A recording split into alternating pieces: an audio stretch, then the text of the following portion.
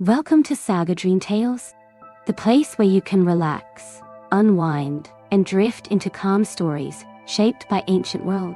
Here, every tale moves slowly, carried by soft words and peaceful rhythm, made to ease your mind and guide you into a quiet space.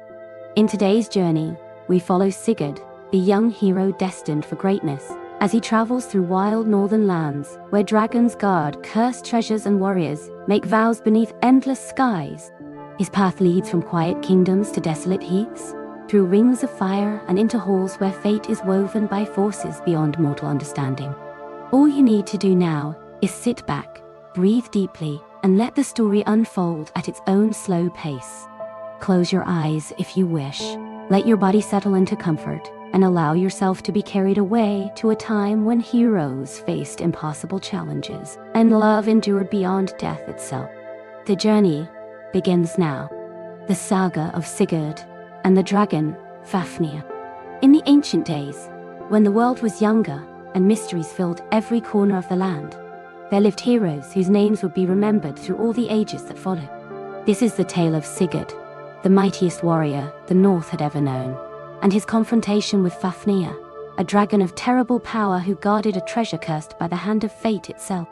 The story stretches across years and generations, touching the lives of gods and mortals alike, weaving together threads of courage and greed, love and betrayal, honor and revenge into a tapestry that would be told and retold for countless centuries. The origins of this saga reach back before Sigurd was born, back to a time when a dwarf named Unwind lived beneath the earth in caves that wound through the roots of mountains. Unwind was skilled in the crafts of his people, able to work metal and stone with expertise that few could match. Over many long years, he had gathered wealth, accumulating gold and precious gems that he stored in his underground chambers. His greatest treasure was a magical ring, a band of gold that possessed the power to create more wealth, multiplying riches for whoever owned it. This ring was more precious to Unwind than all his other possessions combined.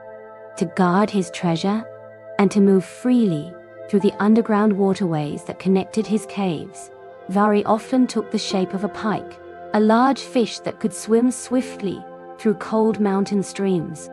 In this form, he was safe from thieves and could watch over his beloved gold without fear of discovery. The water that flowed through his domain came from a great waterfall, and the sound of its crashing filled the caves with constant thunder. Unwind was content in his solitude, spending his days admiring his treasures and adding to them whenever he could. The gods themselves became entangled in the fate of this treasure through a series of events that would seem small at first, but would grow into great tragedy.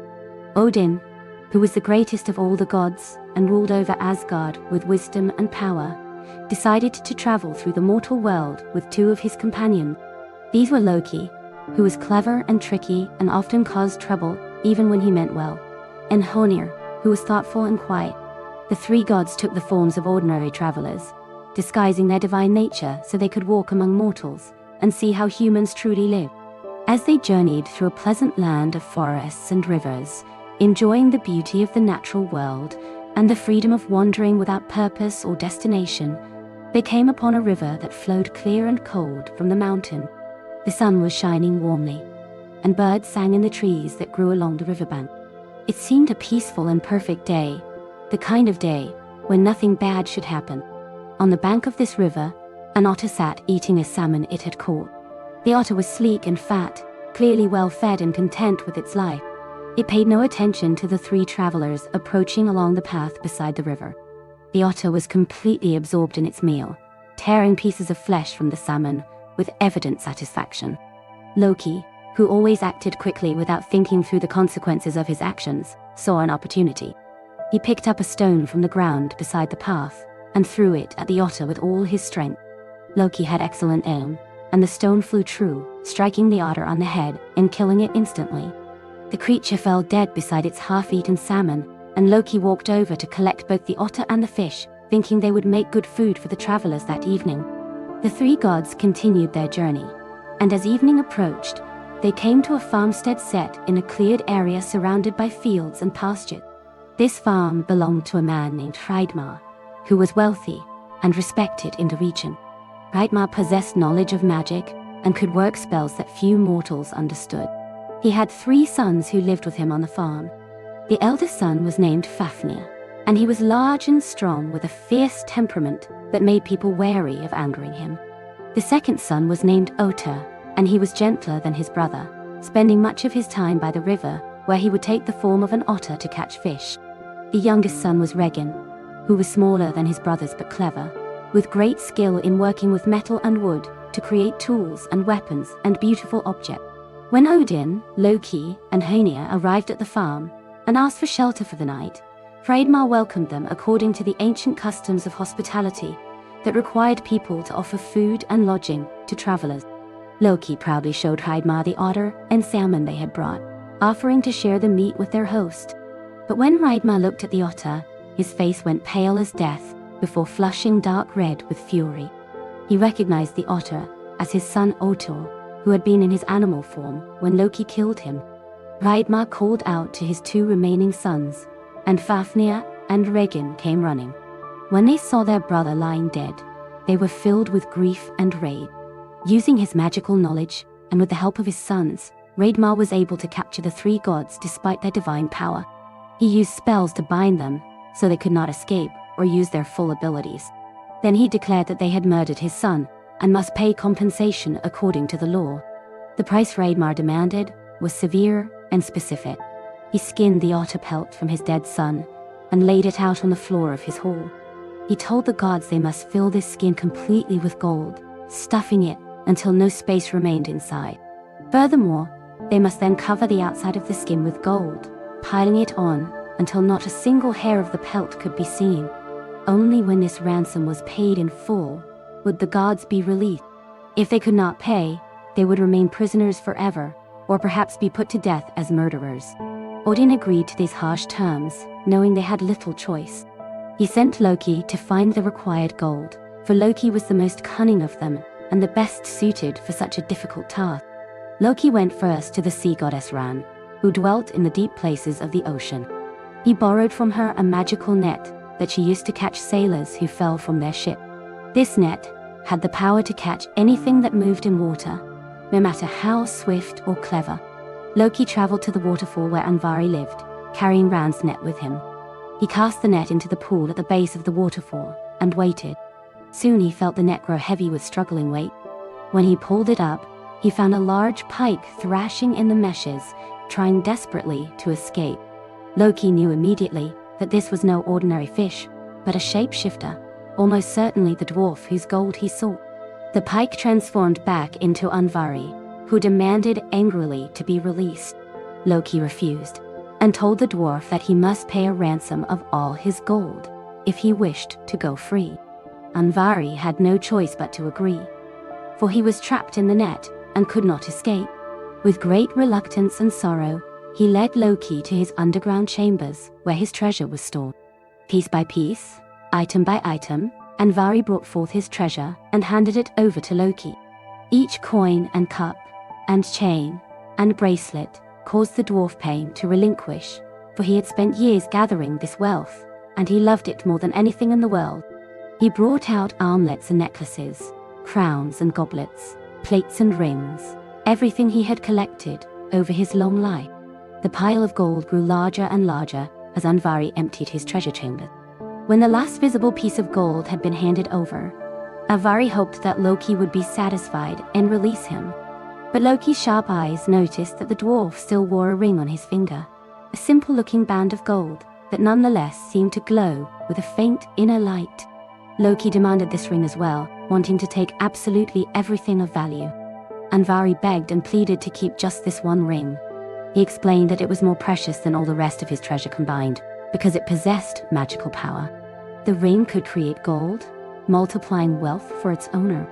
With this ring, Andvari said, he could eventually rebuild his fortune even after losing everything else.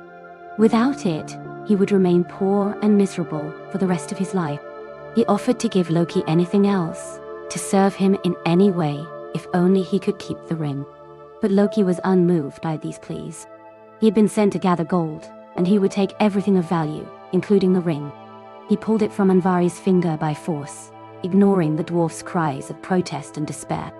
As Loki put the ring in his pouch with all the other treasure, Andvari's grief turned to hatred and rage.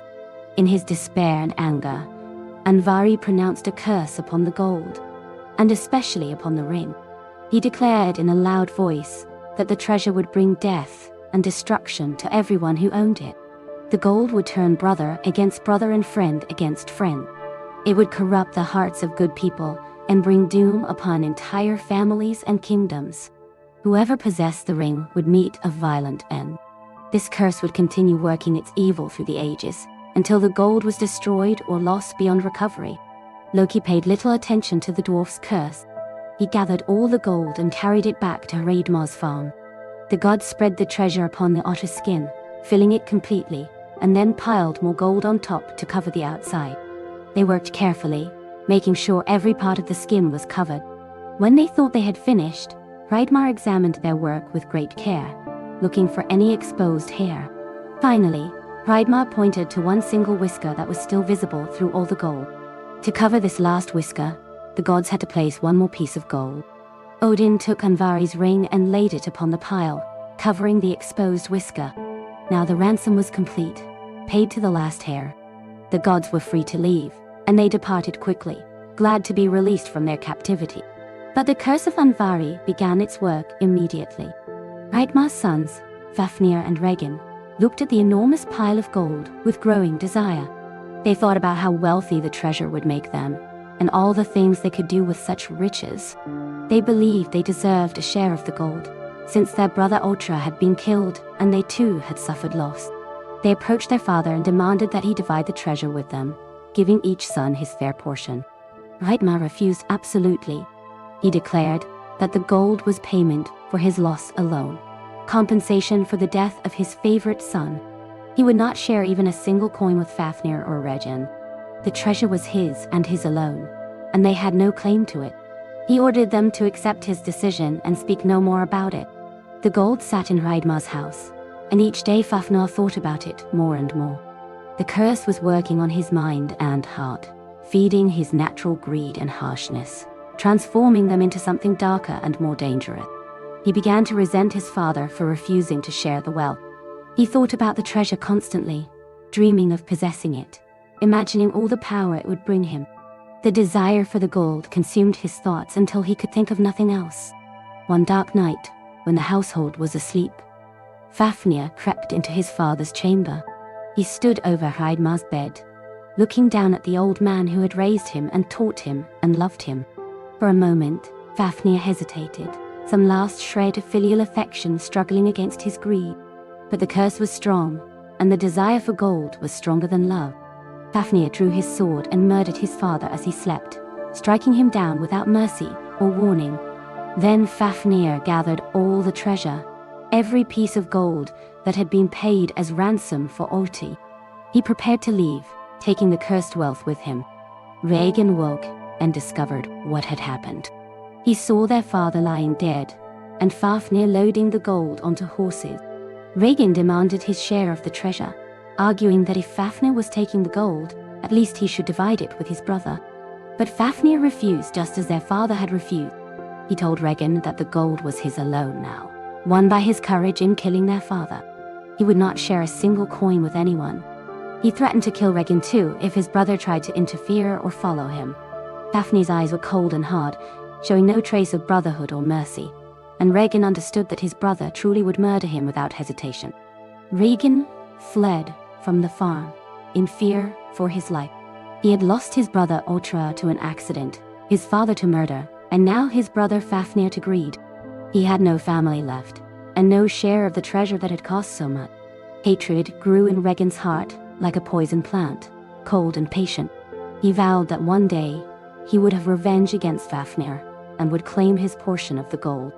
But he knew he was not strong enough or brave enough to face his brother directly, so he would have to wait and plan and find another way. Fafnir took the cursed treasure, far from human settlements, to a desolate heath called Nitahai. This was a barren and lonely place where few plants grew and no people lived, a wasteland of rock and thin soil far from any town or village. Here Fafnir made his lair, in a cave set into a rocky hillside. He brought all the gold into the cave and arranged it in piles around himself. But the curse continued its terrible work on Fafnir. His greed grew stronger each day, consuming him completely. He could not bear to be in human form any longer, for human bodies seemed weak and vulnerable, unable to properly guard such treasure. Slowly, over months and years, Fafnir's body began to change. He grew larger and longer. His skin hardened into scales. His hands and feet transformed into claws. His face elongated into a snout, filled with sharp teeth. Fafnir was becoming a dragon, the greed within him made manifest in his physical form. As a dragon, Fafnir was terrible beyond description. His body became as long as a great ship, and as thick as the largest tree. His scales overlapped in layers, each one harder than the finest steel armor any smith could forge. They gleamed with a dark, oily sheen that seemed to absorb light rather than reflect it. His eyes burned red like coals in a forge, never blinking, always watching. His claws could tear through solid stone. His teeth could crush iron. Most terrible of all, his breath became poisonous, carrying death to any living thing that came too close. Fafnir coiled himself around the treasure and remained there day and night, never leaving except for a few minutes each day when he would crawl to a nearby stream to drink.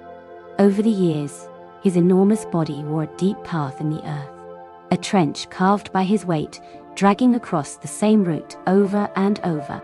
The land around his lair became a dead zone. The poison in his breath killed all the plants. Animals that wandered too close died from the toxic fumes. Birds flying overhead would sometimes fall from the sky, poisoned by the air rising from the dragon's resting place. People learned to avoid Nightshade entirely. The heath developed a reputation as a place of death, cursed and dangerous. Tales of the terrible dragon Fafnir spread throughout all the lands, growing more frightening with each retelling. Warriors would boast about their courage but would never actually go to challenge the dragon. It seemed impossible that any mortal could defeat such a monster. Meanwhile, Regin had traveled far from the place where these events occurred. He settled in a new land and established himself as a blacksmith. He built a forge and began to practice his craft, and his skill was so great that his reputation grew quickly. Kings and warriors came to him seeking weapons and tools. Regin made swords that held their edge through countless battles, armor that turned aside the strongest blows, tools that would last for generations. His work was sought after and valued highly. But Regin never forgot about the gold that Fafnir had stolen, the treasure that should have been partly his. The desire for it burned in his heart constantly, though he hid this obsession from others. He knew he could never face the dragon himself. He was not a warrior but a craftsman, skilled with hammer and anvil, but not with sword and shield. He would need to find a champion, a hero brave enough and strong enough to kill Fafnir. Then Regin could claim the treasure he believed was rightfully his. Now the tale turns to Sigurd, whose coming into the world was marked by both tragedy and destiny.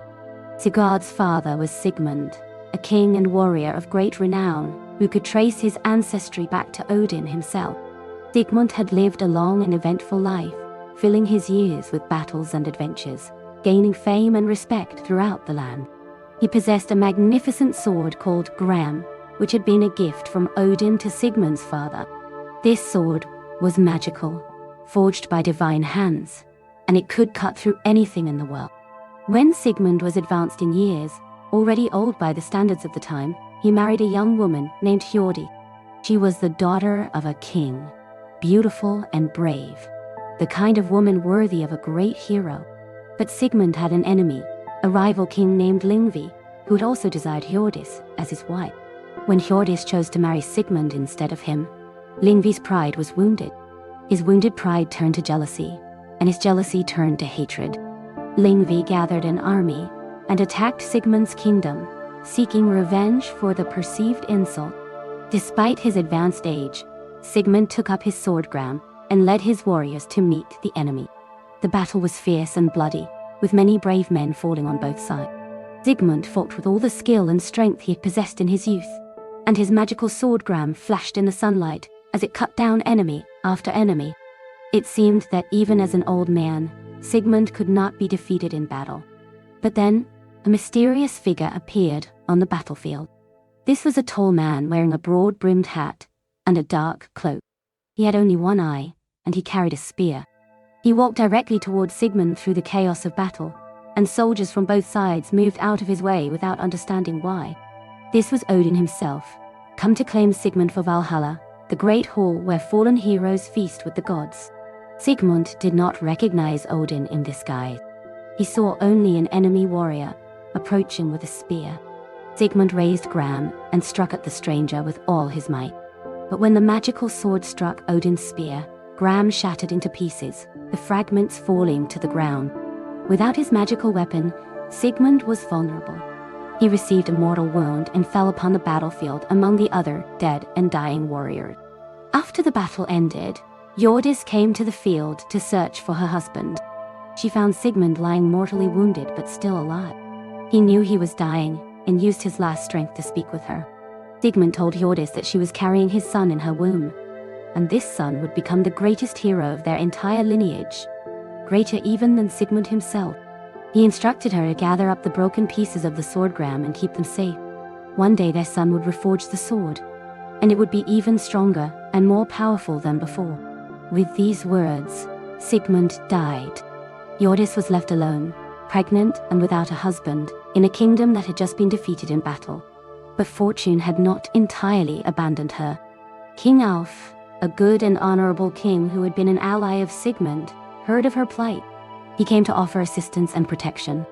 In time, King Alf married Hjordis, giving her and her unborn child a home and security. When the baby was born, he was named Sigurd. From his very first days, it was clear that this child was extraordinary. He grew more quickly than other children, developing strength and coordination at an early age. He was larger than other babies, more beautiful, more alert. As he grew into a boy, these exceptional qualities became even more apparent. Sigurd was stronger than boys, several years older. He learned quickly and remembered everything he was taught. His eyes were bright with intelligence and courage. King Alf recognized that Sigurd was destined for greatness and wanted to ensure the boy received the best possible education.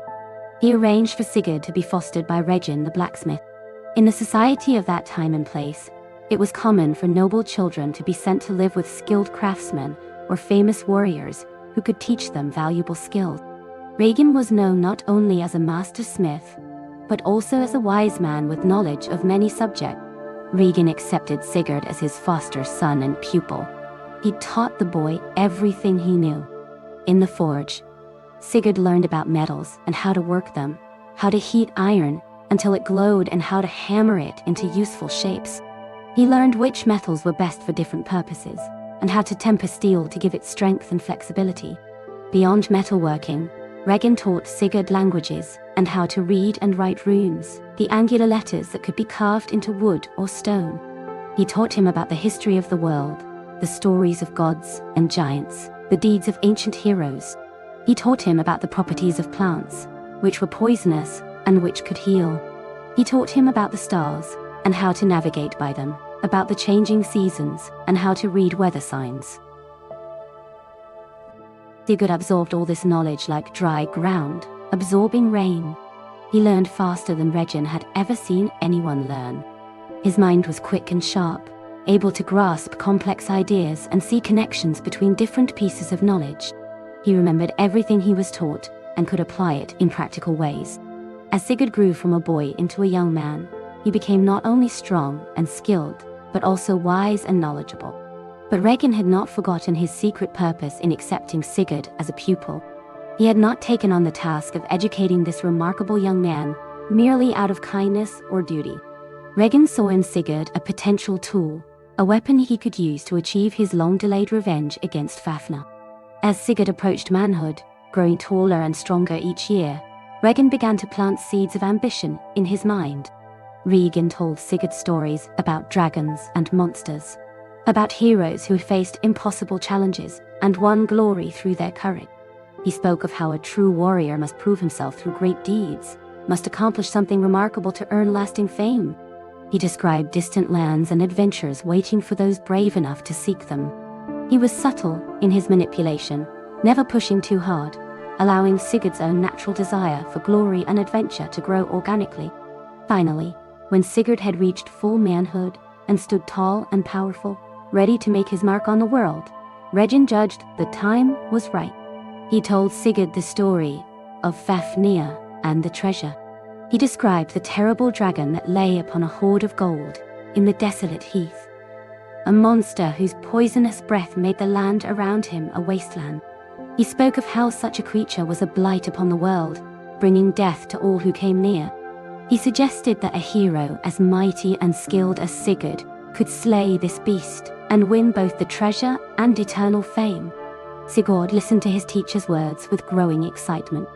He was young and eager to prove himself worthy of his heroic lineage. The idea of facing a dragon stirred his warrior's heart, calling to something deep within his nature. Here was a challenge truly worthy of his abilities, a deed that would make his name known throughout all lands. But Sigurd understood that to fight such a creature, he would need a weapon of exceptional quality, better than any ordinary sword. Sigurd asked Regin to forge him a sword strong enough to slay a dragon. Regin readily agreed, glad that his years of careful preparation were coming to fruition. He went to his forge and worked for many days and nights, using all the skill and knowledge he had acquired over his long career. He selected the finest iron ore and smelted it with great care. He folded the steel again and again, creating layers that would give the blade strength and flexibility. He hammered and shaped and tempered, following techniques he had perfected over decades. When Regin finished, he presented Sigurd with a sword that gleamed like silver in the light. The blade was straight and true, perfectly balanced, with an edge that looked sharp enough to cut the wind itself.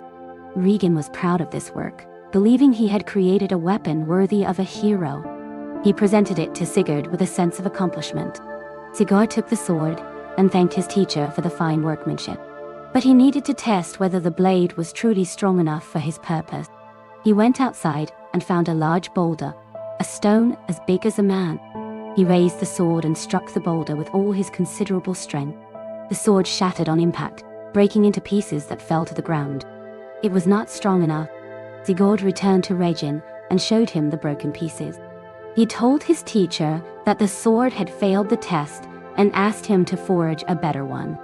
Regin was embarrassed that his work had proven inadequate, but he accepted the challenge. He returned to his forge with renewed determination, resolved to create a weapon that would not fail.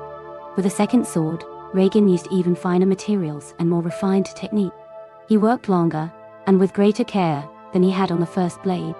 He experimented with different methods of tempering, trying to create steel that would be both hard enough to hold an edge and flexible enough not to shatter. When he finally finished, the second sword was even more beautiful than the first. The blade seemed to glow with inner light.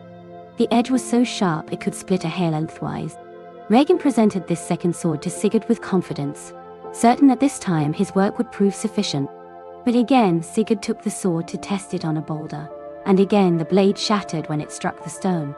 The second sword had failed just as the first had failed. Sigurd realized that no ordinary sword, no matter how skillfully forged, would be strong enough for what he needed to accomplish.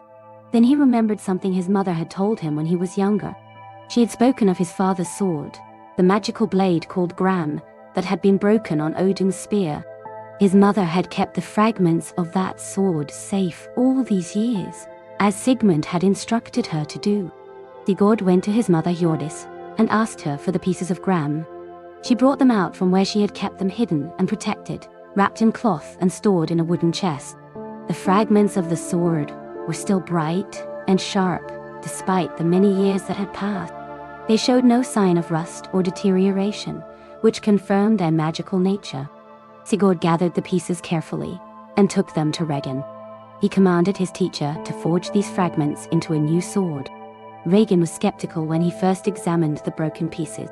They looked difficult to work with, and he wondered whether it would even be possible to forge them into a usable weapon. But as soon as he placed the first piece in his forge and began to heat it, he realized this was no ordinary metal. This steel had been touched by divine power, forged originally by gods or with their blessing. It responded to heat and hammer differently than any metal Regin had worked with before. Regin worked with extreme care, understanding that he was handling something precious and unique. He heated and hammered and folded the divine metal, slowly shaping it into the form of a sword. The work took many days, and Regin barely slept or ate during this time, completely absorbed in his task. He knew this was the most important work he would ever do. When the reforged Gram was finally complete, it was magnificent beyond word. The blade seemed to shine with its own inner light, as though a piece of the sun had been captured in steel. Runes appeared along its length, though Regin had not carved them there. They had been part of the original sword and had somehow survived the breaking and reforging. The edge was sharper than any mortal blade, sharp enough to cut through anything in the world. The sword felt alive in Sigurd's hand when he first held it, as though it recognized its rightful owner and was eager to be used for great deeds. Sigurd tested this sword as he had tested the others. He found a boulder and struck it with all his might. Graham cut through the stone as easily as a normal sword might cut through soft butter. The boulder split cleanly in two, and the halves fell apart. But Sigurd wanted to be absolutely certain of the blade's quality and sharpness. He took a tuft of wool and threw it into a flowing river. Then he held Graham in the water with the edge upstream. When the wool floated downstream and touched the blade, it was cut in two by the sharpness of the edge alone, with no pressure applied. Now Sigurd knew he had a weapon truly worthy of a hero. A sword that could accomplish the impossible task ahead of him. Before setting out to face Fafnir, however, Sigurd had another matter to attend to. King Alf, who had married his mother and raised him as a son, had been good and kind to them both. Sigurd was grateful for this and wanted to honor his stepfather. But there were others who had wronged his family, and these debts needed to be settled. King Lingvi, the man who had killed Sigurd's father Sigmund, still lived and ruled his kingdom. The desire for vengeance had been growing in Sigurd's heart, and now that he was a man and possessed a proper weapon, he decided to avenge his father's death before undertaking any other quest. Sigurd gathered warriors who were willing to follow him. Many young men were eager to join him, drawn by his reputation and his obvious qualities of leadership. They assembled an army and marched against King Lingvi. The battle that followed was fierce and terrible, with many brave men dying on both sides. But Sigurd fought with the fury of a storm and the skill of a master warrior. His sword Gram cut through everything it touched. Shields split when Gram struck them. Armor provided no protection against its magical edge. Helmets were cleaved as easily as eggs. Sigurd fought his way through the enemy forces until he reached King Lingvi himself. The two fought in single combat while their armies watched. Lingvi was an experienced warrior who had fought many battles, but he was no match for Sigurd. The young hero struck him down with Gram, finally avenging his father's death. When Lingvi fell, his army lost heart and surrendered. Sigurd returned home victorious, his first great deed accomplished. His reputation grew significantly after this victory. People throughout the land spoke of Sigurd as a hero of the old type, a warrior worthy to be mentioned alongside the great heroes of ancient time. They said he combined the strength of a bear with the speed of a wolf and the courage of a lion. Songs were composed about his victory, and his name became known far and wide. Now Regin judged that the time had finally come. Sigurd had proven himself in battle and possessed a sword capable of slaying a dragon. Regin spoke again of Fafnir and the treasure, reminding Sigurd of the glory that awaited the man who could defeat such a monster. Sigurd agreed that he was ready to face this ultimate challenge. He prepared himself for the journey, checking his weapons and armor, making sure everything was in perfect condition. Before leaving on this quest, Sigurd needed to choose a horse worthy of carrying a hero to such an important battle. He went to where a herd of horses was kept and drove them toward a deep, swift-flowing river. His plan was to see which horse would be brave enough and strong enough to cross the dangerous current. He urged the horses into the water to test them. Most of the horses turned back from the strong current, unwilling or unable to face the challenge. Some tried to swim across but struggled and had to turn back. But one grey horse swam across the river with ease, showing neither fear nor difficulty. An old man was standing nearby, watching as Sigurd tested the horses. This old man had a long white beard and wore a wide-brimmed hat that shadowed his face. He carried a staff and wore a dark cloak. The old man told Sigurd that the grey horse was descended from Sleipnir, the 8-legged horse that belonged to Odin himself. This horse's name was Grani, and he would be a worthy mount for a hero on a great quest. Sigurd thanked the old man for his wisdom and chose Grani as his horse. He did not realize that he had been speaking with Odin himself, who often traveled in disguise among mortals, to observe them, and sometimes to help those he favored. Sigurd and Regin set out together on the journey to Nitaheid, the desolate heath where Fafnir guarded his treasure. The journey took many days as they traveled through increasingly barren and uninviting landscape.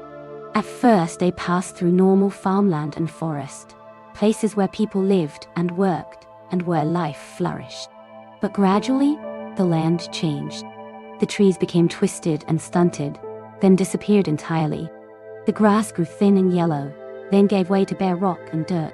The air itself seemed to become heavier and harder to breathe, as though it were tainted with poison. They saw no animals in this wasteland. No birds sang in the dead trees. No deer or rabbits moved through the undergrowth, because there was no undergrowth for them to hide in. The land around Fafnir's lair was dead, killed by years of exposure to the dragon's poisonous breath. It was a grim and forbidding place that would have turned back travelers with less courage and determination. Finally, Sigurd and Regin reached Nitaheid itself. In the distance, they could see a dark opening in a rocky hillside, the entrance to Fafnir's cave. The ground around the cave was completely barren, scoured clean of all life. A deep trench ran from the cave entrance to a stream some distance away. This was the path that Fafnir followed each day when he left his lair to drink. Over the years, the dragon's enormous body, dragging across the same route again and again, had worn a groove in the earth deep enough to hide a man standing upright. Regin explained his plan to Sigurd. Every day at approximately the same time, Fafnir would crawl from his cave to the stream to drink water. The dragon followed exactly the same path each time, moving along the trench his body had created. If Sigurd dug a pit in this path and hid in it, he could wait for the dragon to crawl over him. Then Sigurd could thrust upward with his sword, stabbing Fafnir in the belly, where his scales were supposedly less thick and less protective. This way Sigurd would avoid the dragon's poisonous breath and terrible claws and teeth, and he could strike at a vulnerable spot. Sigurd thought this plan was sound and agreed to follow it. Regin said he would wait at a safe distance away from the heath, claiming he was not brave enough to face his brother even after all these years, and even in his brother's monstrous form. The truth was that Regin was simply a coward who wanted Sigurd to take all the risk and do all the fighting while he waited safely to claim a share of the treasure afterward. Sigurd began to dig a pit in the dragon's path, using a shovel he had brought for this purpose. The ground was hard and difficult to work, but Sigurd was strong and persistent. As he worked, the old man appeared again, the same mysterious traveler who had helped him choose his horse. The old man asked Sigurd what he was doing. When Sigurd explained the plan, the old man shook his head thoughtfully and offered a warning. The old man said that if Sigurd dug only one pit, he would likely drown in the dragon's blood when he wounded it. A dragon's blood flowed hot and thick like molten metal when the creature was mortally wounded. The blood would fill the pit, and Sigurd would be trapped in it. Instead, the old man suggested, Sigurd should dig several pits connected by trenches. This way, the dragon's blood could drain away into the side trenches, leaving the main pit where Sigurd would hide relatively clear. Sigurd thanked the old man for this excellent advice, and did as he suggested. Once again, Odin had helped his descendant without revealing his true identity. Sigurd dug multiple pits and trenches according to the old man's instructions, creating a drainage system that would carry the dragon's blood away from where he would be standing. When the excavation was complete, Sigurd climbed down into the main pit and waited. He held Gram ready, with a point aimed upward. The magical sword gleamed even in the dim light of the pit, as though eager for the battle to come. Sigurd's heart beat strongly and steadily. He felt no fear, only a calm readiness and anticipation. Hours passed slowly. The sun moved across the sky above. Sigurd waited patiently in his hiding place, his body relaxed but ready to explode into action at a moment's notice. He thought about his father Sigmund and the broken sword that had been reforged. He thought about his destiny and the fame that awaited him if he succeeded. He thought about the stories that would be told of this day, how future generations would speak of Sigurd the Dragon Slayer. Then he heard it, a sound like distant thunder, but coming from the earth rather than the sky. The ground began to shake, at first slightly, then more strongly. A terrible scraping, dragging sound grew louder as something enormous moved through the trench toward where Sigurd waited. The moment he had been preparing for his entire life was finally at hand. The dragon Fafnir was coming. The sound of his approach was terrifying, like an earthquake combined with the roar of an avalanche. The ground shook more violently with each passing moment. Dust and small stones fell from the sides of the pit where Sigurd waited. The scraping sound of scales on stone grew louder and louder until it filled the world. Then, the dragon appeared above Sigurd, blocking out the sun. Fafnir was even more enormous and terrible than Sigurd had imagined, even after hearing all the descriptions.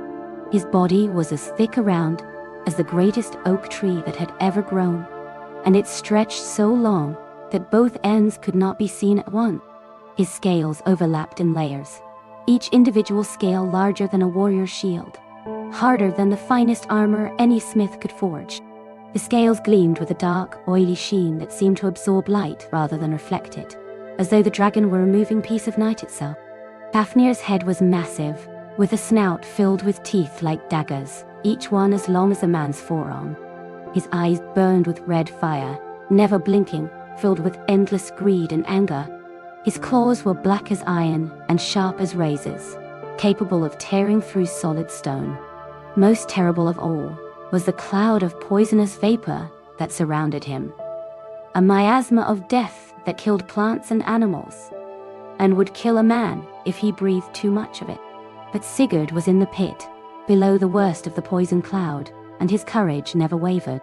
As Fafnir's massive body passed over the pit, Sigurd saw his chance. The dragon's belly scales were visible just above him, the softer underbelly that was less protected than the rest of his body. This was the moment. Sigurd thrust upward with all the strength of his young body and all the power of his heroic bloodline, driving Gram with both hands into the dragon's flesh. The magical sword pierced through scales that would have stopped any ordinary weapon. It sank deep into Fafnir's body, seeking his heart. Sigurd pushed with every ounce of strength he possessed, driving the blade as deep as it would go, burying it to the hilt in the dragon's flesh. He felt the sword strike something vital inside the monster's body. Fafnir screamed, a sound so terrible that it seemed to crack the sky itself. The scream was not just loud, but carried such pain and rage and surprise that it struck fear into the hearts of all who heard it. Birds fell dead from the sky at the sound. Small animals died of fright in their burrows. The scream went on, echoing across the heath and the surrounding lands. The dragon began to thrash and writhe in his death agony. His enormous body whipped back and forth with such force that it tore up the ground and sent rocks flying through the air. His tail lashed out, crushing boulders. His claws gouged deep furrows in the stone. But for all his thrashing, Fafnir could not escape the wound that had been dealt him. Gram had pierced his heart, and no creature, not even a dragon, can live without a heart. Blood poured from the wound, hot and thick and dark. It flowed like a river of molten metal, steaming and hissing where it touched the ground. The blood flowed into the trenches Sigurd had dug, draining away from the main pit where he stood.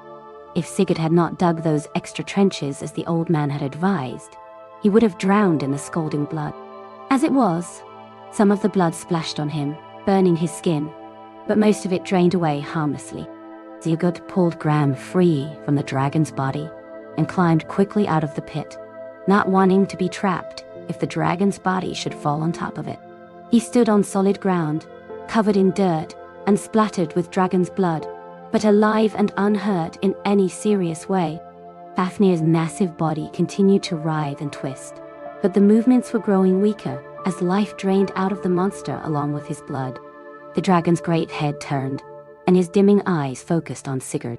Even dying, Fafnir retained the ability to speak, for deep inside the dragon's form, there remained a fragment of the man he had once been. That small piece of humanity had never completely disappeared, despite the physical transformation that greed had worked on him. Fafnir spoke to Sigurd in a voice like grinding millstones. asking who had accomplished this deed and who had sent him to kill a dragon. Sigurd answered with pride, giving his full name and lineage. He was Sigurd, son of Sigmund, son of Volsung, descended from Odin himself through many generations.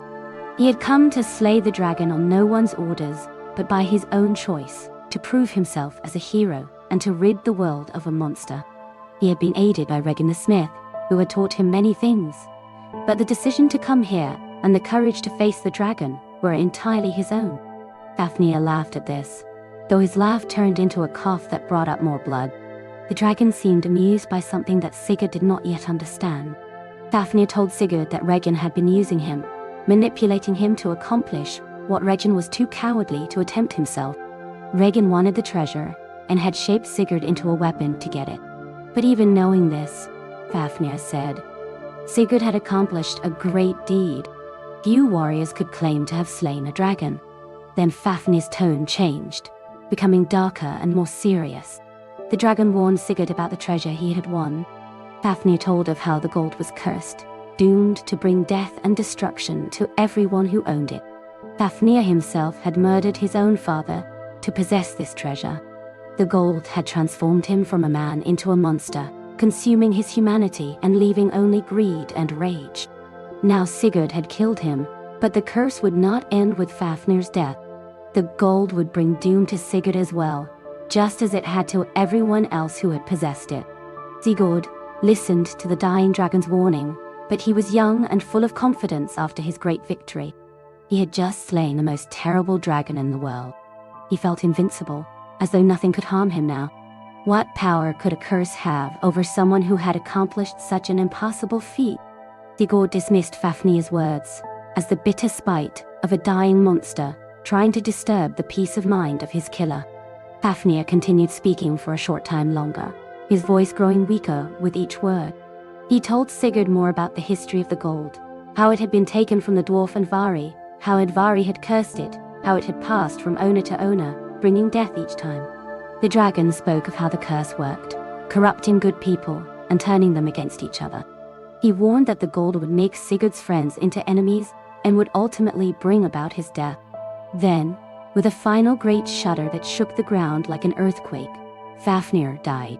The red light went out of his eyes like flames being extinguished.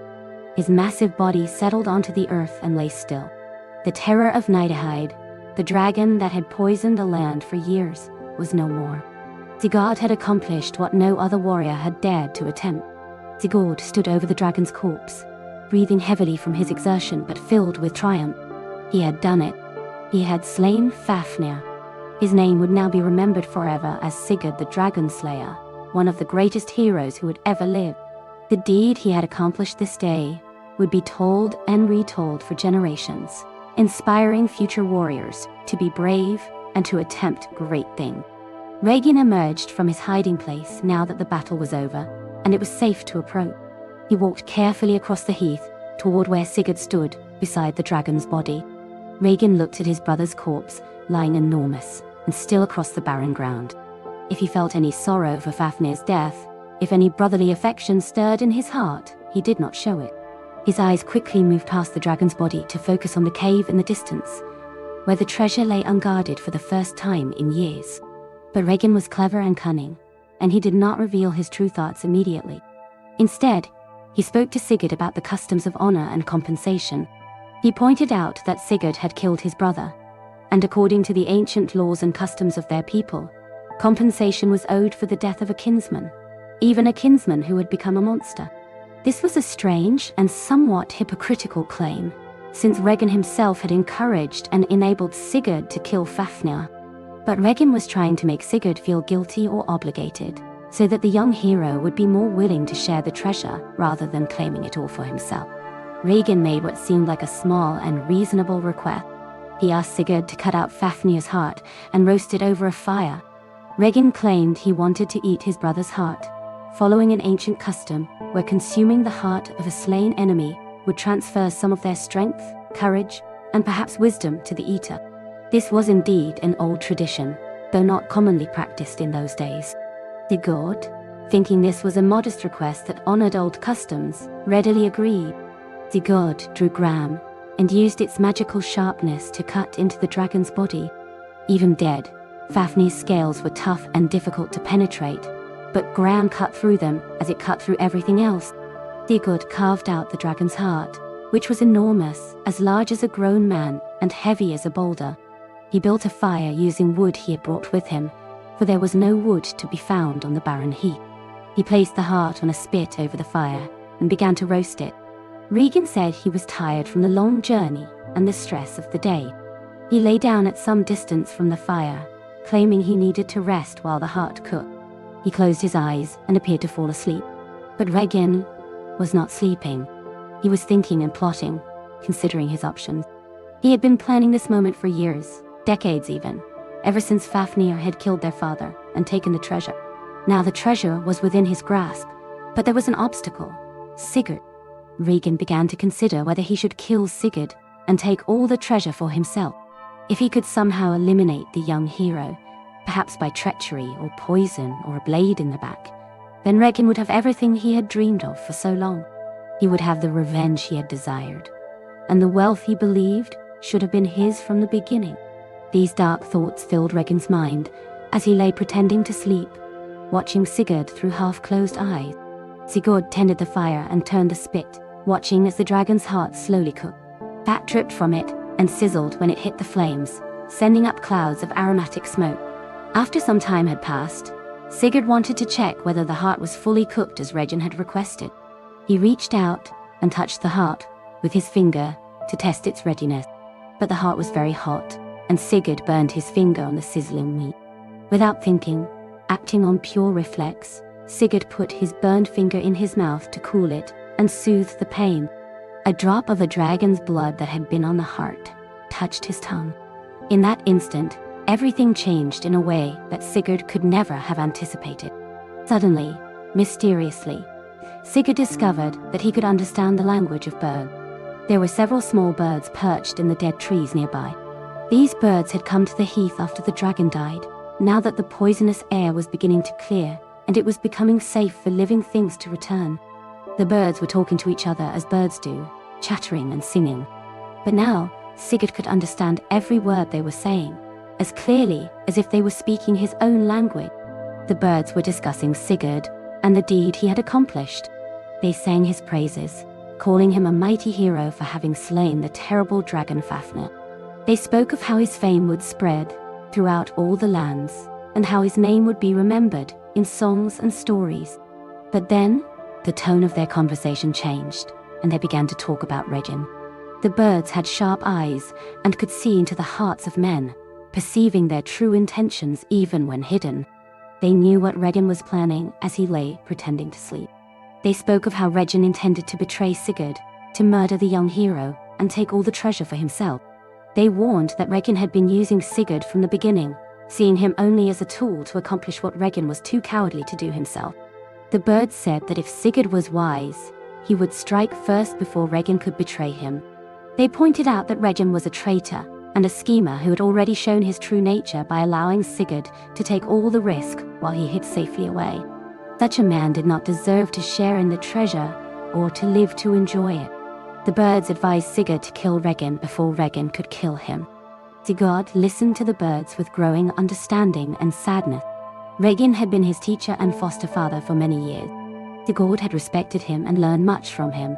He had thought of Regan as a mentor and perhaps even as a friend. But now Sigurd understood that all of it had been manipulation. Regan had never cared about Sigurd as a person, but had only seen him as a means to an end, a weapon to be used, and then discarded once it had served its purpose. The birds continued their warnings, becoming more insistent. They told Sigurd that he must act now, while he still had the advantage of surprise. If he showed mercy to Regan, or hesitated out of misplaced gratitude, he would give the treacherous smith the opportunity he needed to strike. The birds made it clear that this was a choice between Sigurd's life and Regan's, and that sentiment and old affection were luxuries Sigurd could not afford if he wanted to survive. Sigurd looked over at Regan, who lay on the ground with his eyes closed, pretending to sleep while actually plotting murder. Sigurd's hand moved to the hilt of Gram, the sword that had just slain a dragon and was still stained with the monster's blood.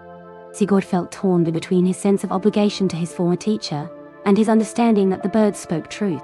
But ultimately, the choice was clear. Regin had forfeited any claim to mercy or gratitude through his own treachery. Sigurd drew Gram silently from its sheath. The magical sword moved through the air without making a sound. Sigurd approached Regin quietly, and before the smith could react or defend himself, Sigurd struck. The blade flashed once in the sunlight, and Regin's head was separated from his body. The traitor died instantly, never knowing that his plot had been discovered, never having a chance to carry out his planned betrayal. Sigurd felt no joy in this killing, but he also felt no guilt. Regin had brought this end upon himself through his own treachery and greed. The birds had been right to warn Sigurd, and Sigurd had been right to heed their warning. He had survived where many other heroes might have been betrayed and killed by someone they trusted. The birds sang again, their voices filled with approval. They praised Sigurd for his wisdom in recognizing treachery and acting decisively to protect himself. They told him that all the treasure in Fafnir's cave was now his, without any dispute or rival claimant. No one else had any right to it. Sigurd had won it fairly through his courage and skill, and he need not share it with anyone who had not earned it. The birds also told Sigurd about another magical property of dragon's blood, knowledge that might prove very useful. They said that if Sigurd bathed in Fafnir's blood, his skin would become as hard as dragon scales. No weapon would be able to pierce it. He would become invulnerable to swords and spears and arrows, protected by the same magic that had made the dragon so difficult to kill. This seemed like extremely valuable advice that could save Sigurd's life many times in the future. Sigurd went to where the dragon's blood had pooled in the trenches he had dug earlier. The blood was still warm, though cooling now that Fafnir was dead. It was thick and dark, and had an acrid smell. Sigurd stripped off his clothes and lay down in the pool of blood, rolling in it and making sure it covered every part of his body. As Sigurd bathed in the dragon's blood, high above him in one of the dead trees, a single leaf from a linden tree was shaken loose by a gust of wind. The leaf fell slowly, drifting down through the still air, and landed on Sigurd's back right between his shoulder blades. The leaf stuck to Sigurd's skin, and in that one small spot where the leaf covered him, the dragon's blood did not touch his flesh. Sigurd did not notice this.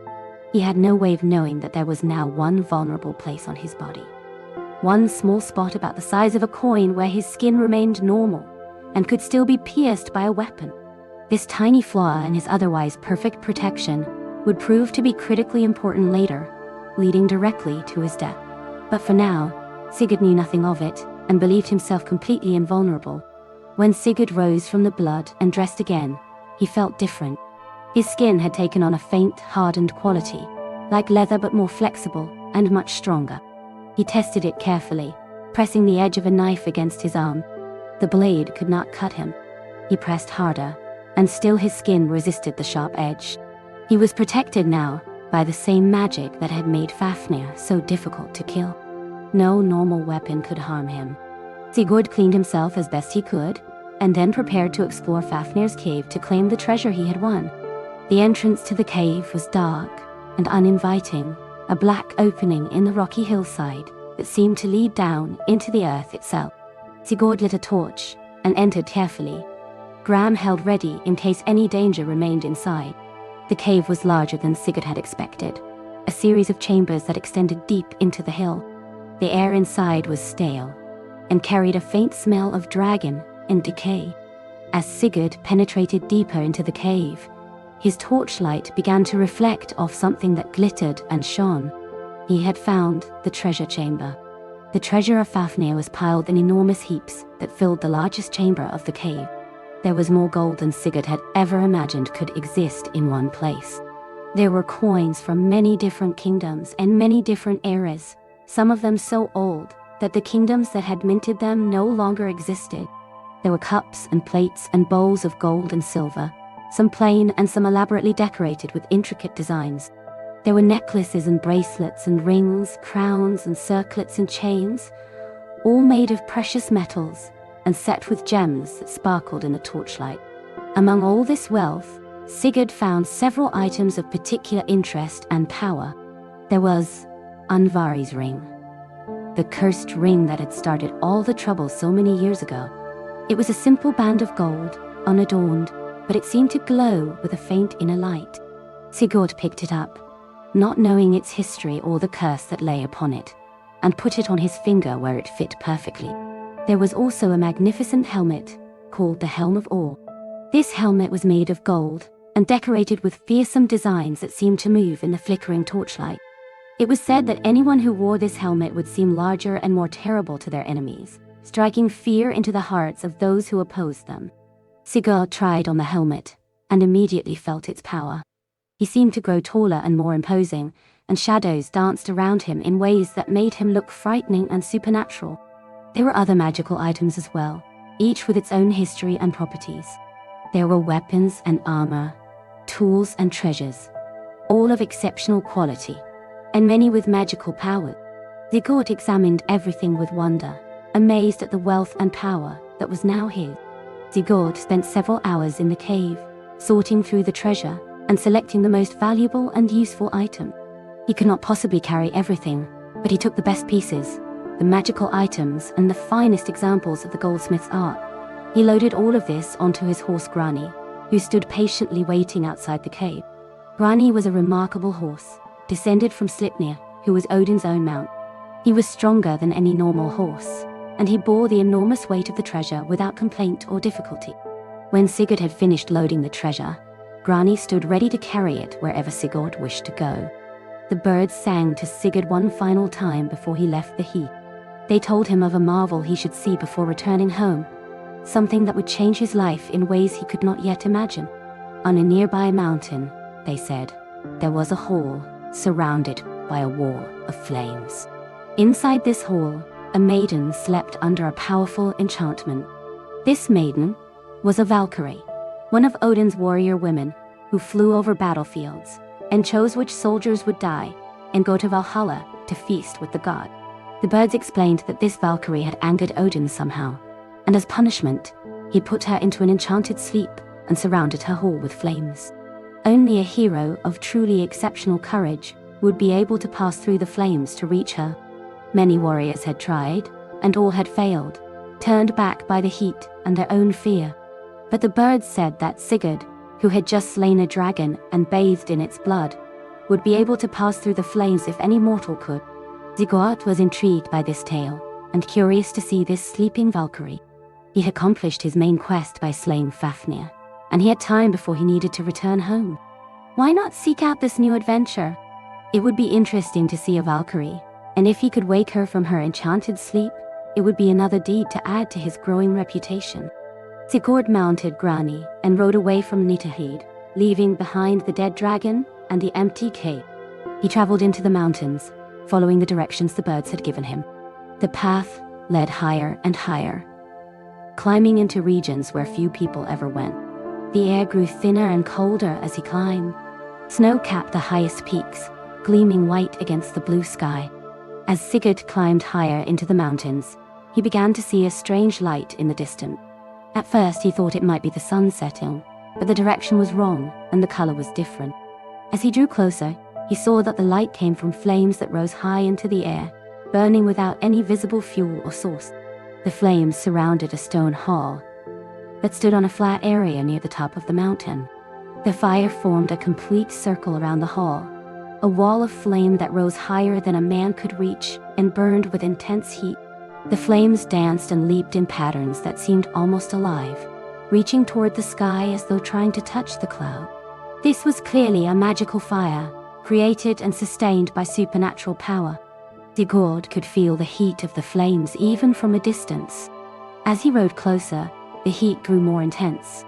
Many warriors had come to this place over the years, drawn by tales of the sleeping Valkyrie inside the flames. All had been turned back by the terrible heat and by their own fear. The flames were like a test, a challenge that separated the truly brave from those who only claimed to be courageous. But Sigurd did not hesitate. He had just killed a dragon. He had faced death and emerged victorious. What were flames compared to Fafnir's poisonous breath and terrible claws? Besides, his skin had been hardened by dragon's blood. He believed himself protected against harm. Sigurd urged Grani forward, and the brave horse leaped toward the wall of fire.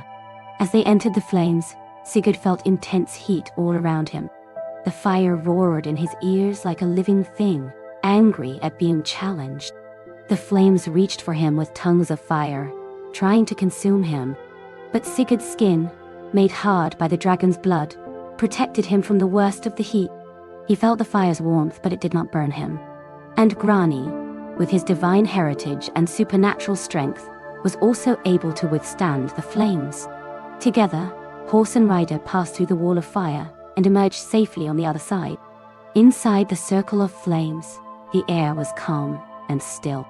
The roar of the fire was muted, as though the flames formed a barrier against sound as well as against intruders.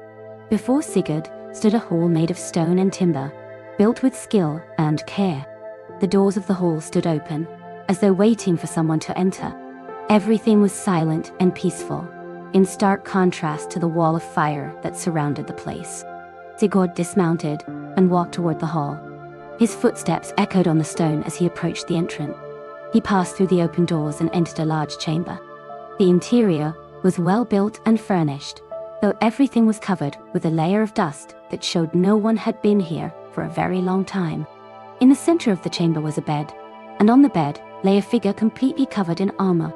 The armor was magnificent, made of the finest materials and crafted with exceptional skill. It gleamed like silver in the dim light that filtered through the windows. Sigurd approached the bed slowly, curious about who lay sleeping here. He tried to remove the helmet from the armored figure, but it was fastened too tightly to come off easily. Sigurd drew Gram and carefully used the sword's magical sharpness to cut the straps and fastenings that held the armor in place. He worked slowly and carefully, not wanting to harm whoever was sleeping beneath the armor. As Sigurd removed piece after piece of armor, he realized that the warrior sleeping here was not a man but a woman. He removed the breastplate and saw the unmistakable curves of a female form. He removed the greaves and gauntlets, finding delicate hands and feet beneath the metal. Finally, he removed the helmet and saw her face. She was the most beautiful woman Sigurd had ever seen. Her hair was golden like ripe wheat, long and flowing across the pillow. Her face showed both strength and beauty, with high cheekbones and a proud brow. Even in sleep, her expression showed nobility and courage. She looked like someone who had never known fear, who had faced death many times and always without flinching. This was Brynhild, the Valkyrie who had been punished by Odin and placed in enchanted sleep. As the last piece of armor fell away, Brynhild woke from her long sleep. She opened her eyes, and they were bright blue, like a clear summer sky. She took a deep breath, as though breathing deeply for the first time in ages. She sat up slowly and looked around, taking in her surroundings with some confusion. Then her eyes focused on Sigurd, who stood beside her bed holding pieces of her armor. Brynhild asked who had freed her from the curse, who had passed through the flames that were supposed to protect her until the bravest hero in the world came to wake her. Sigurd told her his name and his recent accomplishments. He explained that he was Sigurd, son of Sigmund, descended from Odin. He had just slain Fafnir the dragon, and he had come here following the advice of birds who could speak. He had passed through the flames to reach her. Brynhild looked at Sigurd with wonder and growing admiration. She asked about the dragon, and Sigurd told her the story of how he had dug a pit in Fafnir's path and stabbed upward when the monster crawled over him. He described how the dragon had died and how he had bathed in its blood. Brynhild understood that this was indeed the great hero she had been waiting for, the one worthy to wake her from her punishment sleep. Brynhild told Sigurd her own story. She explained that she had been one of Odin's Valkyries, riding over battlefields on her flying horse and choosing which warriors would die and join Odin in Valhalla. It was a great honor and a great responsibility to be a Valkyrie, but in one particular battle, she had given victory to a warrior that Odin had wanted to die. She had chosen based on her own judgment, thinking the warrior deserved to live because of his courage and nobility, but she had disobeyed Odin's will. As punishment for this disobedience, Odin had pricked her with a sleep thorn, a magical thorn that caused instant and profound sleep. He had declared that she would sleep until a truly brave hero woke her, and that once she woke, she would have to give up her immortal life as a Valkyrie.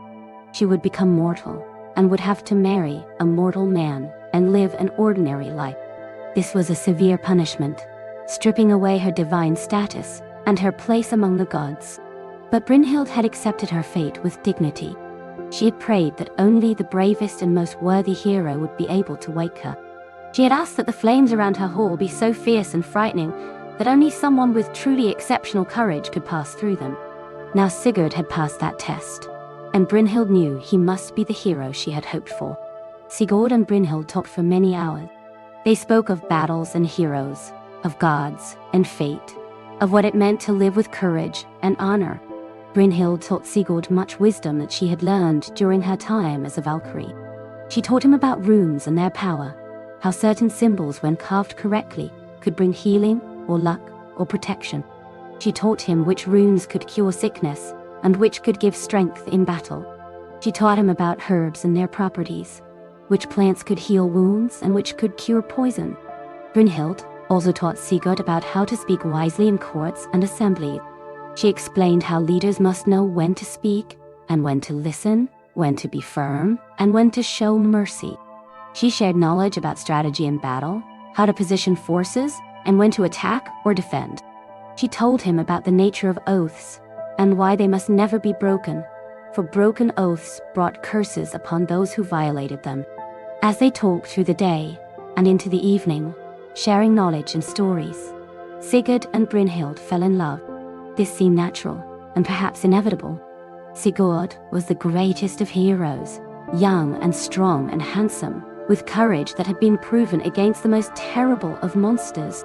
Brynhild was the wisest and most beautiful of Valkyries, with knowledge that few mortals ever learn and strength of character that matched any warrior. They were perfectly matched in every way that mattered. Both were brave and honorable. Both valued courage and truth above safety and comfort. They understood each other in ways that went beyond words. By the time the sun set on that day, they had pledged themselves to each other, promising to marry and spend their lives together. Sigurd took a ring from the treasure he had won from Fafnir and gave it to Brynhild as a token of his love and his promise. It was a beautiful ring of gold that glowed warmly in the firelight. Brynhild accepted it gladly, placing it on her finger where it fit perfectly. Neither of them knew that this was Andvari's ring, the cursed ring that had started all the trouble so many years ago when Loki took it from the dwarf. They did not know that this ring carried a curse that would bring death to everyone who possessed it. Sigurd and Brynhild promised to marry, but Brynhild said that Sigurd should first go forth and continue winning fame and glory in the world. She would wait for him in her hall, and when he had established himself and grown even greater in renown, he would return, and they would be wed. This seemed like a good plan to both of them. Sigurd was young and eager to accomplish more great deeds. He believed that he and Brynhild would have all the time in the world to be together after he had won more fame and proven himself even further. So Sigurd reluctantly left the mountain, passing back through the wall of flames on Grani's back. He looked back once to see Brynhild standing in the doorway of her hall, watching him go. She raised her hand in farewell, and Sigurd waved back, already missing her but confident that they would be reunited soon. He rode down from the mountain, carrying the cursed treasure with him, not knowing that by giving Brynhild the cursed ring, he had set in motion events that would lead to tragedy for them both. Sigurd traveled through many lands, and everywhere he went, his fame preceded him. People had heard of the hero who had slain the dragon Fafnir, and they welcomed him with honor and celebration. He was invited to feast in the halls of kings, and was offered hospitality by everyone who met him. His reputation grew with each passing day, and songs were already being sung about his deed. Finally, Sigurd came to the kingdom ruled by King Juki and his family. King Juki was a powerful ruler whose kingdom was prosperous and well-governed. He had 3 sons named Gunnar, Hogni, and Guttorm, and he had 1 daughter named Gudrun. The family was known as the Jukungs, and they were respected throughout the lands for their strength and honor. The Jukungs welcomed Sigurd with great ceremony and celebration. A feast was prepared in his honor, with abundant food and drink. Musicians played, and people celebrated the arrival of such a famous hero. Gunnar and Hogni, the 2 older sons, were drawn to Sigurd immediately. They were brave warriors themselves, and they recognized in Sigurd someone who embodied the ideals they admired. Sigurd, in turn, found them to be good and honorable men whose company he enjoyed. The three young men became close friends quickly. They hunted together and trained together, testing their skills against each other and improving through friendly competition.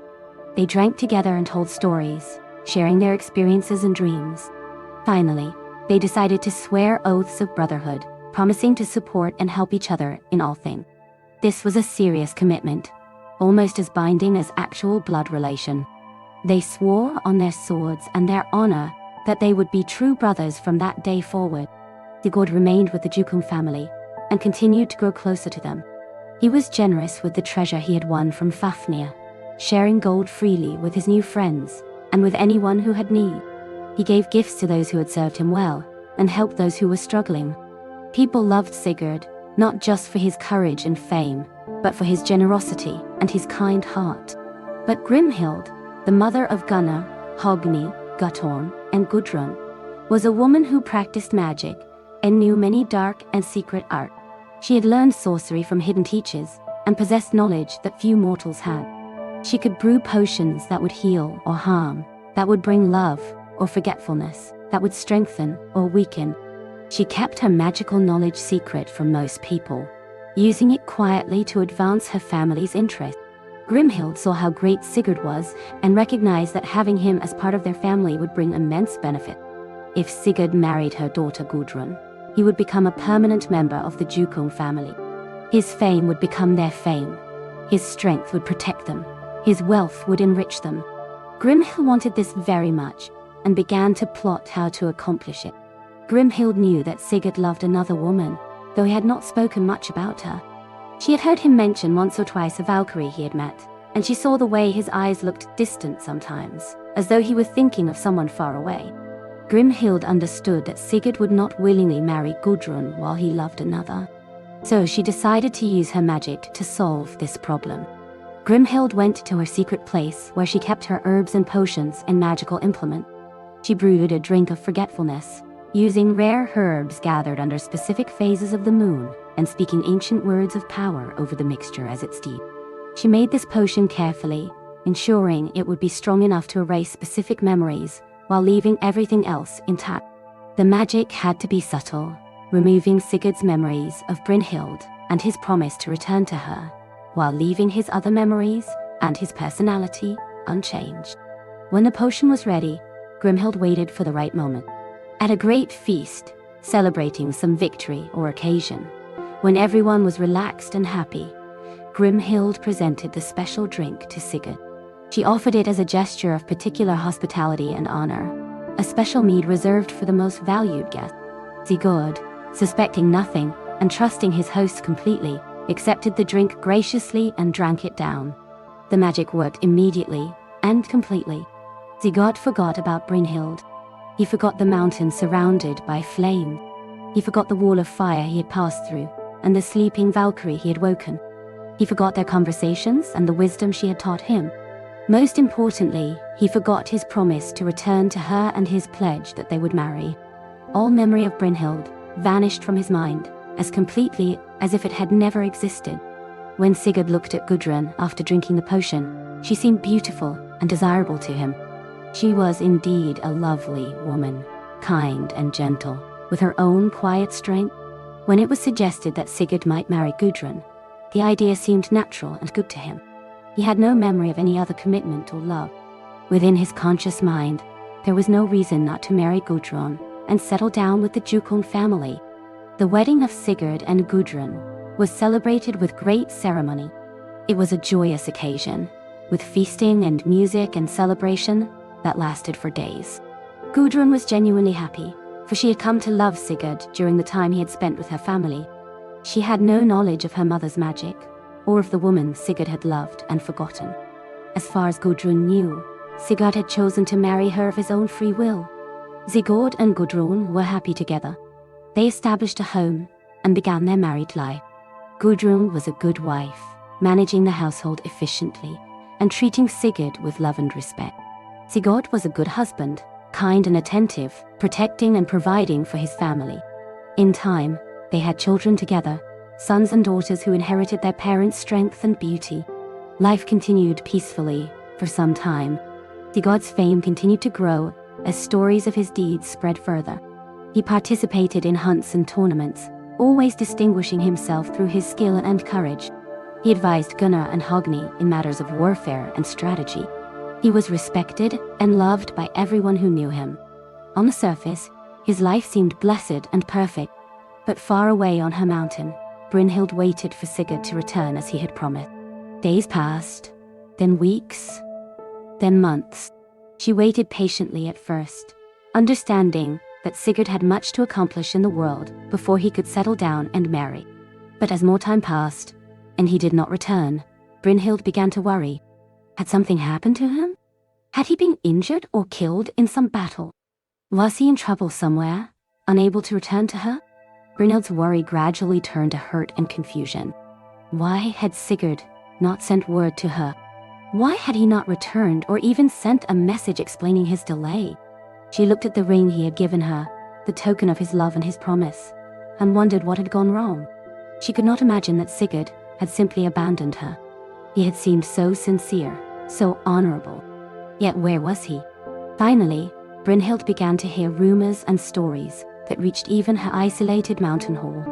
Travelers and wanderers passing through the region brought news of the great hero Sigurd, of his deeds and his current circumstances, and the news they brought broke Brynhild's heart.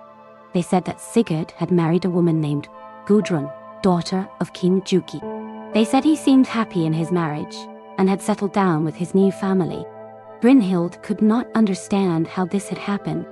Sigurd had promised to marry her. He had given her a ring as a token of that promise. How could he have married another woman? Had his promises meant nothing? Had he been lying to her all along? The pain and confusion Brynhild felt were overwhelming. She had given up her immortal life as a Valkyrie for Sigurd. She had waited faithfully for him, and he had abandoned her for another woman. Back in the Jukon kingdom, time continued to pass. Gunnar, the eldest son of King Juki, began to think about marriage. He was of an age where he should take a wife and produce heirs. His mother Grimhild suggested that he should seek to marry Brynhild, the famous Valkyrie who lived in a hall surrounded by flames. Grimhild had heard the stories about this remarkable woman and thought she would be a suitable match for her son, bringing prestige to the family. Gunnar agreed that Brynhild sounded like a worthy wife. He decided to travel to her mountain hall and ask for her hand in marriage. As sworn brothers, Sigurd naturally accompanied Gunnar on this journey, intending to support his friend in this important endeavor. Sigurd had no memory of ever having been to this place before or of the woman who waited there. The potion had erased all of that completely. When they reached the mountain and saw the wall of flames surrounding Brynhild's hall, Gunnar tried to ride through the fire, but his horse refused, terrified by the intense heat and the roaring flames.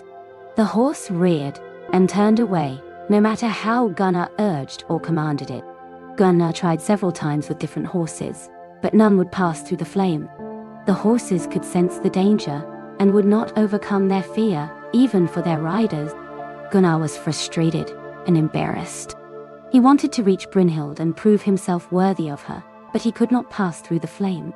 Sigurd, watching his friend's difficulty, suggested a solution.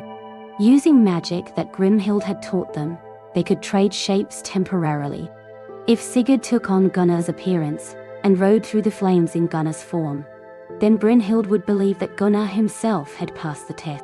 This seemed like a reasonable way to help his sworn brother. They performed the shape-changing spell, and Sigurd took on Gunnar's appearance while Gunnar took on Sigurd's form. Then Sigurd, looking like Gunnar, mounted Grani and rode toward the flame. The horse remembered this place and knew the way, even though Sigurd himself had no conscious memory of having been here before. Grani carried Sigurd through the wall of fire just as he had done before, and they emerged safely on the other side. Sigurd, wearing Gunnar's face and believing himself to be acting on Gunnar's behalf, entered Brynhild's hall.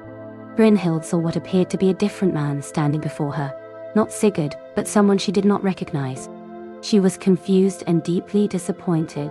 Where was Sigurd? Why had he not returned for her, as he had promised? And who was this stranger who had passed through the flames? The man who looked like Gunnar told Brynhild that Sigurd had married another woman. He, Gunnar, had come to ask for her hand in marriage. He had passed through the flames, which proved his courage according to the test she had set. Would she honor her oath to marry whoever accomplished that feat? Brynhild's heart shattered at this news. Sigurd had indeed abandoned her. He had married someone else and forgotten all about her. The pain was almost unbearable. But she had made an oath that she would marry whoever passed through the flames to reach her. This man, who called himself Gunnar, had done so.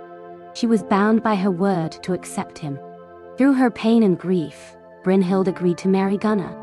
But there was no joy in her acceptance, only resignation and bitterness.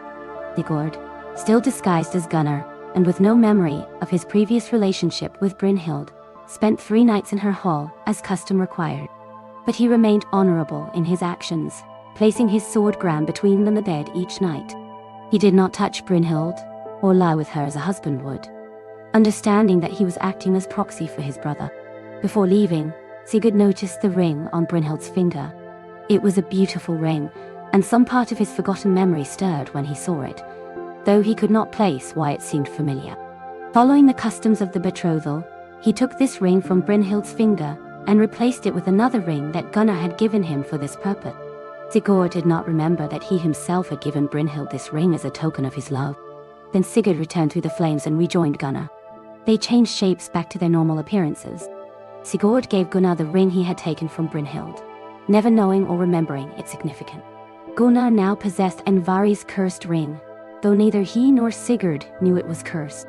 Brynhild left her mountain hall and traveled to the Jukun kingdom to marry Gunnar as she had agreed. The journey was long and gave her time to think about her situation. She had lost the man she loved and was being forced by her own oath to marry a man she did not love. The bitterness and anger in her heart grew with each mile she traveled. When Brynhild arrived at the Jukun kingdom and entered the great hall for the first time, she saw Sigurd. Seeing him was like a knife to her heart. He was even more handsome than she remembered, strong and vital and full of life. But he looked at her without recognition, with only the polite interest one might show to a stranger. He had clearly forgotten her completely. This final confirmation of his betrayal was almost more than Brynhild could bear. The wedding of Gunnar and Brynhild was celebrated with great ceremony and festivity. But Brynhild went through the ceremony like someone in a dream, speaking her vows mechanically, showing no emotion. She barely looked at Gunnar, and she never smiled. Her unhappiness was obvious to everyone, though they did not understand its cause. People whispered among themselves, wondering why the famous Valkyrie seemed so sad on her wedding day. Life in the Jukun household continued with Brynhild, now part of the family. Sigurd and Gudrun had more children. Gunnar tried to be a good husband to Brynhild, but she remained cold and distant toward him. She spent much time alone, and her sadness hung over the household like a heavy fog. Sigurd, with no memory of their past relationship, treated Brynhild with the courtesy due to his brother's wife, but nothing more. Months passed in this way, with tension growing beneath the surface of the household's outward normality. Then one day, Brynhild and Gudrun went together to bathe in a river. It was a warm day, and the river water looked inviting and cool. The two women waded into the water, enjoying the refreshing coolness after the heat of the day. As they bathed, Brynhild waded upstream from where Gudrun was standing. This positioning had symbolic meaning in their culture, suggesting that one person considered themselves to be of higher status than another. Gudrun noticed this and was annoyed. She asked Brynhild why she felt the need to position herself upstream, as though she was somehow better or more important than Gudrun. Brynhild replied coldly that her husband was braver than Gudrun's husband. After all, Gunnar had ridden through flames to win her, proving his exceptional courage. Sigurd had done no such thing. Therefore, Gunnar was clearly the greater hero, and she, as his wife, had the right to consider herself of higher status. Gudrun laughed at this statement, and her laugh was cruel. She told Brynhild the truth that she had not known. It had not been Gunnar who rode through the flames, but Sigurd disguised as Gunnar. Sigurd had passed the test, while Gunnar had been too afraid, or his horses had been too afraid. The whole thing had been a deception to allow Gunnar to claim a wife he had not earned. Brynhild stared at Gudrun, trying to process this information. Gudrun, seeing doubt in Brynhild's eyes, offered proof. She said that Sigurd had given her the ring he took from Brynhild's finger that night. Gudrun held up her hand, and there on her finger was the ring, Alvari's cursed ring that Sigurd had originally given to Brynhild as a token of his love. Brynhild recognized the ring immediately. It was unmistakably the one Sigurd had given her on the mountain when they pledged to marry. In that moment, the full truth became clear to her. Sigurd had won her through deception, and then given her to his brother like a prize to be handed away. He had taken from her finger the very ring he had given her as a love token, and had given it to his own wife. The humiliation and betrayal were complete. Brynhild said nothing more. She walked out of the river and returned to the hall in silence, her face like stone. But inside, her emotions were a storm of rage and grief and betrayal. She felt humiliated beyond measure. The man she had loved had deceived her in the worst possible way, winning her for another man through trickery, taking back his promise even as he handed her over to someone else. Brynhild went to her chamber and lay down on her bed. She turned her face to the wall and refused to speak to anyone. She would not eat or drink. She would not rise or acknowledge anyone who tried to talk to her. Days passed in this way, with Brynhild lying motionless and silent, lost in her pain and rage. Gunnar came to her and begged her to tell him what was wrong. He asked what he had done to offend her, what he could do to make amends. But Brynhild would not answer him, or even look at him. She lay still as death, her eyes open but seeing nothing, consumed by her inner torment. Finally, in desperation, Gunnar asked Sigurd to try speaking with Brynhild. Perhaps she would talk to the great hero if she would not talk to her own husband. Sigurd agreed, wanting to help his sworn brother. He went to Brynhild's chamber, not understanding why she was behaving this way, but hoping he could help. When Brynhild saw Sigurd enter her chamber, something shifted in her eyes. Old memories stirred, old loves and old hates mixing together. She looked at him with an intensity that made Sigurd uncomfortable, though he did not understand why. Sigurd asked gently what troubled her and what could be done to help. Finally, Brynhild spoke. She told Sigurd everything. She spoke of how they had met on the mountain, how he had woken her from enchanted sleep, how they had fallen in love and pledged to marry. She spoke of how he had given her a ring as a token of his promise. She spoke of how she had waited for him faithfully while he forgot all about her and married another woman. She spoke of how he had won her through deception for his brother, taking back his own gift and giving it to his wife as though their love had never existed. As Brynhild spoke, something began to shift in Sigurd's mind. The spell of forgetfulness that Grimhild had placed on him began to crack and crumble. Memories started to return, at first dim and confused, then clearer and stronger. He remembered the mountain and the flames. He remembered waking Brynhild. He remembered falling in love with her and promising to return. He remembered everything. The horror of what he had done, even though he had been under an enchantment, struck Sigurd like a physical blow. He had broken his promise to the woman he loved. He had won her for another man through deception. He had humiliated her and abandoned her. Even though none of it had been his conscious choice, even though he had been the victim of Grimhild's magic, the damage was done and could not be undone. Sigurd tried desperately to explain about the potion of forgetfulness. He told Brynhild that he had not chosen to abandon her, that his memories had been stolen by magic. He had not known what he was doing when he won her for Gunnar. He had been acting without memory or understanding, a puppet dancing to someone else's plan. But even as he spoke, Sigurd knew how hollow his words must sound. Brynhild listened to his explanations, but they brought her no comfort. Whether Sigurd had acted with intent or under enchantment made little practical difference. The result was the same. She was married to Gunnar, and Sigurd was married to Gudrun. There was no way to undo what had been done. Even if they wanted to, they could not simply abandon their current spouses and marry each other. Such an action would violate every oath and custom of their society. Sigurd, desperate and heartbroken, now that his memories had returned, offered to leave Gudrun and take Brynhild away. He said they could go somewhere far away, where no one knew them, and start a new life together. He would give up everything, his fame and his position and his sworn brotherhood, if only they could be together as they had originally intended. But Brynhild refused this offer. She said it was too late for such solution. Her honor had been destroyed. She had been won through trickery and given to a man she did not love, while the man she did love had forgotten she existed. Everyone would soon know the truth of how she had been deceived. She could not bear to live with such shame and humiliation. Brynhild told Sigurd that there was only one way to restore her honor now. Blood must be shed. Either Sigurd must die for what he had done to her, or she must die to escape the shame of it, preferably both. She said she would have her revenge for this betrayal, and then she would join him in death, since they could not be together in life. Sigurd tried to reason with her, tried to find some other solution, but Brynhild would not be moved. Her mind was set. She had made her decision, and nothing he could say would change it. Finally, Sigurd left her chamber, his heart breaking, knowing that tragedy was now inevitable, but unable to see any way to prevent it.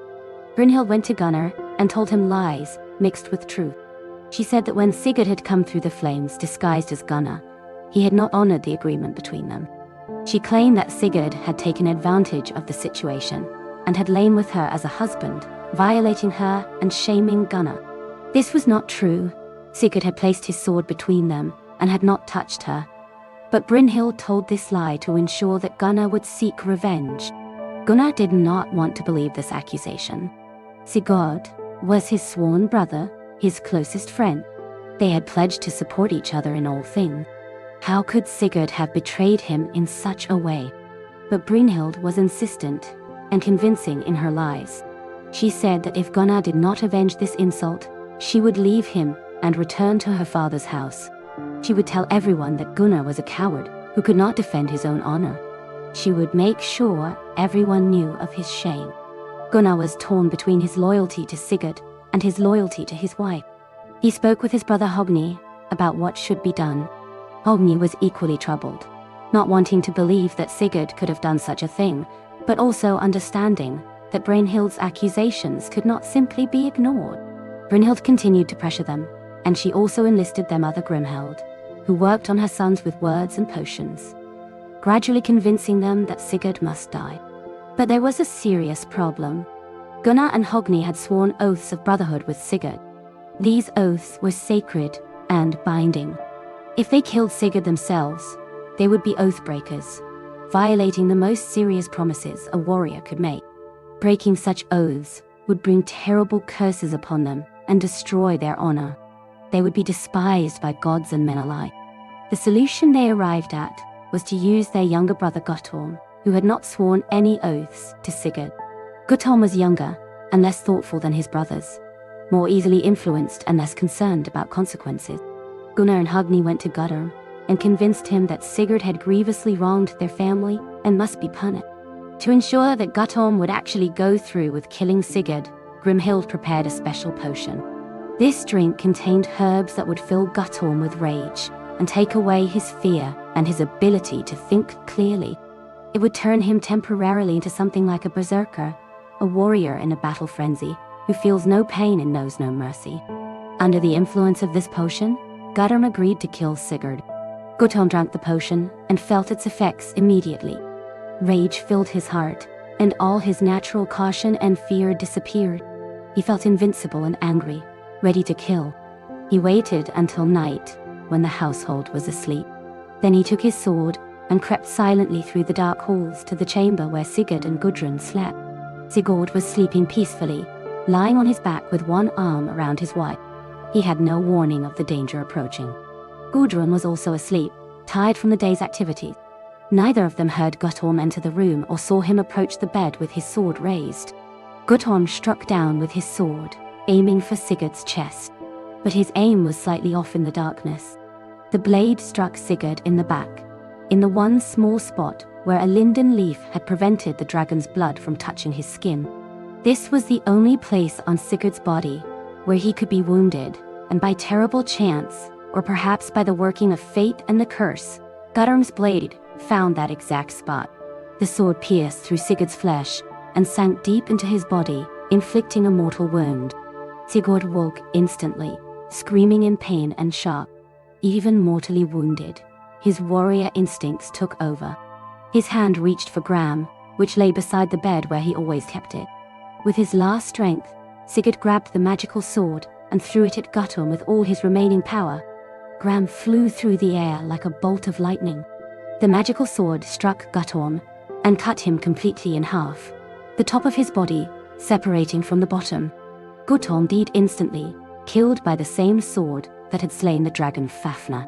He fell in 2 pieces to the floor, his treacherous mission accomplished, but his own life forfeit. Sigurd fell back onto the bed, blood pouring from the terrible wound in his back. Gudrun woke to find herself covered in her husband's blood, with Sigurd dying beside her and Guttorm's body in pieces on the floor. She screamed, a sound of pure horror and grief that echoed through the halls and woke everyone in the household. Sigurd tried to speak to Gudrun, to comfort her in his final moments. Blood filled his mouth, making speech difficult, but he managed a few words. He told her he loved her. He said he had tried to be a good husband, had done his best to honor his oaths, and live as a hero should. He said she should not grieve too much, that his name would live on, and she should be proud of what they had shared. Then Sigurd, the greatest hero of his age, the Dragon Slayer, the man descended from Odin himself, died in his wife's arms. His eyes closed for the last time. His breath stopped. The life went out of his body, and he was gone. The curse of Anvari's gold had claimed another victim, as the curse had claimed all who possessed the treasure or loved those who possessed it. Gudrun's screams brought people running from all parts of the hall. Gunnar and Hogni came and saw what had happened. They saw Sigurd dead, Gudrun covered in blood and hysterical with grief, and their younger brother Guttorm lying dead in pieces on the floor. They realized immediately the terrible thing they had done, and the weight of it fell upon them like a mountain. They had killed their sworn brother, the greatest hero in the world. They had violated their oaths and brought shame upon themselves. Even though Guttorm had struck the actual blow, Gunnar and Hogni knew they were responsible. They had planned it and arranged it. They had allowed themselves to be manipulated by Brynhild's lies and their mother's potion. The guilt would be theirs to carry for the rest of their lives. Brynhild heard Gudrun's screams and knew what had happened. Her revenge was complete. Sigurd was dead, killed because of her accusations. She began to laugh, but her laughter was terrible to hear. It held no joy, only bitterness and madness. She laughed until tears streamed down her face, until her sides ached, until she could not breathe. She laughed and cried at the same time, the sounds mixing together into something that barely sounded human. But then Brynhild's laughter stopped as suddenly as it had begun. She understood fully what she had done. She had caused the death of the only man she had ever loved. Sigurd was gone, killed by her own machination. She had gotten her revenge, but it had brought her no satisfaction, no peace, only more pain. The grief and regret that filled her now were even worse than the anger and humiliation had been before. Brynhild went to her chamber for the last time. She took her sword, the same sword she had carried as a Valkyrie when she flew over battlefields choosing the slain. She held the blade against her breast and paused for a moment, thinking of everything that had happened, all the joy and pain and love and loss. Then she thrust the sword into her own heart. As she lay dying, Brynhild made one final request. She asked that her body be placed beside Sigurd's on his funeral pyre. She wanted to be burned with him in death, since they could not be together in life. She wanted them to travel together to the afterlife, where perhaps in some better world they could find the happiness that fate and curses and human folly had denied them in this one. Brynhild died with Sigurd's name on her lips and the cursed ring on her finger. She died knowing she had destroyed what she most loved, that her revenge had brought only more sorrow. But she also died believing that in death, she would be reunited with Sigurd, that the love they had shared on the mountain would somehow survive beyond the grave. A great funeral was prepared for Sigurd, the greatest hero of the age. His body was dressed in his finest armor and placed on a ship that would serve as his funeral pyre, following the ancient customs for honoring fallen heroes. His sword Gram was placed beside him, the magical blade that had slain a dragon and killed the man who betrayed him. Treasures from Fafnir's hoard were placed around him, gold and jewels glittering in the sun. Brynhild's body was placed on the pyre beside Sigurd's, as she had requested. They arranged it so that the two bodies lay side by side, almost as though they were lying in bed together. But following the custom that Sigurd himself had observed when he slept in Brynhild's hall, disguised as Gunnar, They placed a sword between the two bodies. Even in death, the complications of their lives followed them. The ship was set aflame. Fire consumed the bodies of the two lovers and all the treasures surrounding them. The flames rose high into the sky, visible for miles around. Smoke rose up toward the heavens, carrying with it the spirits of Sigurd and Brynhild. People watching said that surely such great souls would go to the halls of the gods to dwell forever in glory. Whether together or separate, no one could say, but surely heroes like these deserved places of honor in the afterlife? Gudrun stood watching the flames consume the body of her husband, tears streaming endlessly down her face. She held her children close, Sigurd's sons and daughters who would now grow up without their father. Her heart was broken in ways that could never fully heal. She had truly loved Sigurd, and she had lost him through no fault of her own. Her mother's magic and Brynhild's vengeance had destroyed her happiness and left her alone. Gunnar and Hogni stood together, their faces grim and filled with guilt. They knew they had made a terrible mistake. They had been manipulated and deceived, but ultimately they had made the choice to kill their sworn brother. This knowledge would haunt them for the rest of their lives. They had violated the most sacred of oaths, and no amount of justification could wash away that stain. The cursed treasure of Fafnir remained with the Jukung family, sitting in their storerooms, glittering and beautiful and deadly. The curse was not finished. More tragedy would follow. More deaths would come. More families would be destroyed. The gold that had turned Fafnir into a monster, that had brought death to everyone who desired it, would continue its dark work through the years ahead. But that is another part of the story, another chapter in the long saga of the cursed treasure. For now, our tale ends with Sigurd and Brynhild consumed by flames. Their love story ending in tragedy, their names preserved forever in the memories and songs of those who came after. They had loved deeply and lost terribly, had been betrayed by fate and by those around them, and in the end, had found the only peace available to them in death. The saga of Sigurd and the dragon Fafnir has been told and retold for more than 1,000 years. It carries within it lessons about courage and honor, about the dangers of greed and the pain of betrayed love. It reminds us that even the greatest heroes are vulnerable to the schemes of others and to the workings of fate. It shows us that curses have power, whether magical or metaphorical, and that the consequences of our actions can echo through years and touch many lives. In the quiet hours of the night, when sleep beckons and the world grows still, this ancient tale offers wisdom wrapped in the comfort of familiar narrative pattern. The hero faces the monster and triumphs. Love is found and cherished. But tragedy follows when promises are broken and oaths are violated. Through it all, we see what it means to be human, to strive for greatness, to love and lose, to face death with courage and dignity. Sigurd reads forever through the realm of story, the Dragon Slayer, the greatest of heroes, the tragic lover betrayed by fate. Fafnir sleeps in his cave of memory, a warning about what greed can make of us, how desire for wealth can transform us into monsters. Brynhild waits behind her wall of flames, a symbol of love that burns bright and hot and cannot be extinguished even by death. And the cursed gold lies wherever fate has taken it, a reminder that some treasures carry too high a price. The saga ends here with the deaths of its main heroes, but the lessons it teaches remain eternal. Be brave in the face of danger, but also be wise. Keep your promises and honor your oaths. Beware of greed and the corruption it brings to even the strongest hearts. Understand that curses are real, whether they come from magical spells or from the natural consequences of our action. Know that even heroes can be brought low by the schemes of others and by forces beyond their control.